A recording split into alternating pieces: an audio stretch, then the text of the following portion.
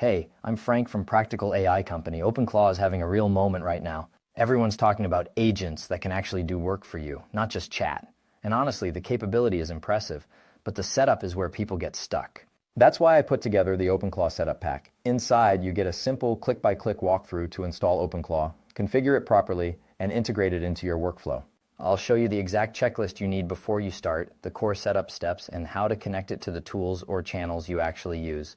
You'll also get ready-to-copy prompts and workflows so you can deploy your first agent quickly, plus a troubleshooting section for the common "why isn't this working" moments.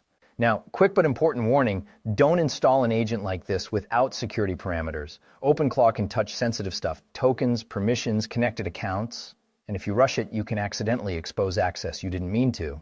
In this pack, I include a simple security checklist, least privilege permissions, safe token handling, what not to store, and guardrails so the agent confirms actions instead of just running loose. If you want to ride the OpenClaw wave without wasting a weekend and without taking unnecessary security risks, grab the OpenClaw Setup Pack. Click the button next to this video and you'll get instant access.